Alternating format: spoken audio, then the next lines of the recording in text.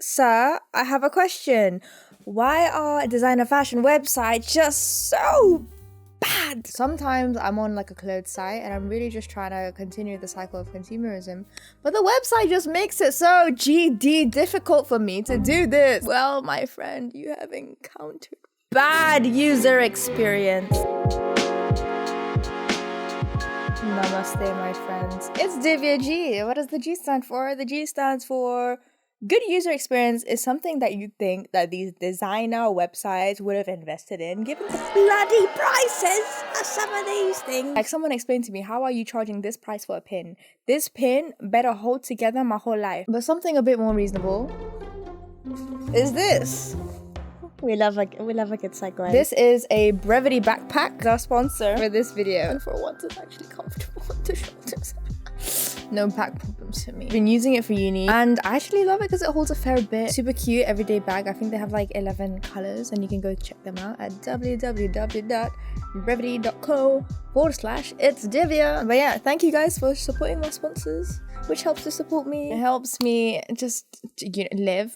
What is user experience? Don Norman, who is considered the daddy, I guess, of user experience, first coined the term and defined it as encompassing all aspects of the end user's interaction with the company, its services, and its products. Let's talk about Rick Owens. So Rick Owens is a fashion designer and I saw that someone described their website as favoring a sort of brutalist web design style. Let's say you're looking for a jacket, yeah? You go on Rick Owens, you go on the website,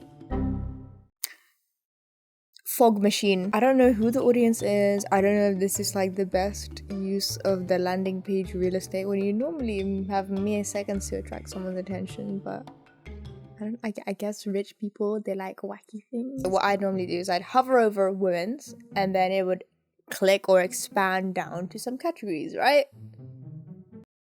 No. There's no filter by A to Z. There's no filter by price. I mean, I guess like rich people wouldn't need to filter by price anyway because they've got money. All right, what's this? Rick Owens. Oh, let's look at this. What's this? Rick Owens. And another one. What's this? Oh, it's also Rick Owens. I mean, I know that the title is here, but why is it so small? If the navigation is shit, that's a huge reason why people will just click away and then, conversion funnel and all that blah blah business, but it's just, for the user, it's just annoying. It's a poor taste for a rich website. I see like one of the reasons why Apple is so successful is because people just enjoy the experience of using all of their products. Like user experience is more than just like, does it perform well, but it's also like, how do people feel about it, right? As part of my master's, we took some famous brands with known usability issues and conducted a usability analysis on them. Essentially, we figured out, what do people care about when they're trying to buy clothes? Which ones are the most important things they care about? And we did a whole bunch of evaluation, accessibility, performance evaluations, we did satisfaction surveys. We analyzed some of the psychology techniques that they're using. Bro, when I tell you, on nearly all accounts, Supreme was the worst. Zara. So Zara isn't designer, but you can kind of tell through the design that they're trying to emulate luxury, class, using a lot of white space, a lot of black and white logos, minimal look. You can use color psychology to make anything look a bit more. Useful images is one of the most key things when you're trying to find clothes. Zara is infamous for doing exactly the complete fucking opposite. Nothing shows me how this shoe might look on me better than on a bear wearing it. How would the shoe look like if I was standing on it? And Zara gives me exactly that. What does it look like if I put this coat on backwards? Sometimes when I know these things, like what would I look like if I continue to slouch for the rest of my life? Or sometimes I'm like trying to find a dress, I'm thinking like, okay, but what would this dress look like if I get the manager at the summer resort that my dad owns to hire this boy that I have a crush on for the summer, and then I can give him like a scholarship and impress him with all of these connections that I have so that he'd fall in love with me, and I see him waving at me and I think, oh my god, yeah, he's waving, but actually the manager hired the girl that he likes and they're like kind of together or something, and then he's actually waving at her, and then so I have to like divert the scene and create attention on myself, so I have to fake drown in the pool. What would that look like? Oh. And I think with Zara, there's just like kind of minor things like sliders that are like difficult to interpret. What the hell does the fuck this mean?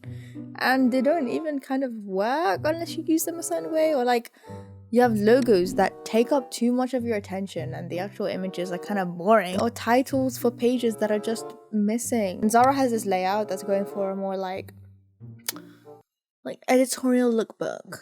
You don't understand fashion, darling. I think it's definitely more interesting, but it can sometimes kind of just make navigation harder. But really, like, all of these are minor. Buckle up, let's talk about Supreme. So we saw from the stats that Supreme was pretty shit, to say the least. Supreme is this skating merged luxury brand, mostly aimed at youth culture. A lot of people know it as hype beast fashion, and their website is truly an eye-watering experience because it's awful. Okay, let's just go on the landing page. The text is so small, and it also kind of you're having to play Where's Wally every time you want to shop, and you're having to pull out your BSc bachelor's degree knowledge of how to use a freaking microscope because you're like, why is this so small for? So Supreme, they operate on this limited edition drop model. So every Thursday they'll drop new stock or new collections. So if you're ever like, wonder what they've got in store for me today, the actual shop is just this. Have you ever seen a store using a washi tape model design? Like, I mean, I guess it's kind of like a surprise, like, ooh, what's this? It's definitely like unconventional, right? Like all the way down to the menu bar being at the bottom. I don't know why it has to be small. I don't know. Their website genuinely just gives me like 2004 web development 101 college project. I just feel like it would be better if you hover over it and it kind of gives you a glimpse to what it is. To be fair, they do actually have a viewable button and you can filter it by item type. They don't even have the prices on here because who needs price tags? Who needs price tags when you got money? Like budgeting? What's that? Is that a breed of bird or something? Proper shit. Say you find something you like. All right, well, let's buy this jacket for £600. Why not? Why not? What size should I get? Yeah. So where's the sizing? All right. Okay. Here it is.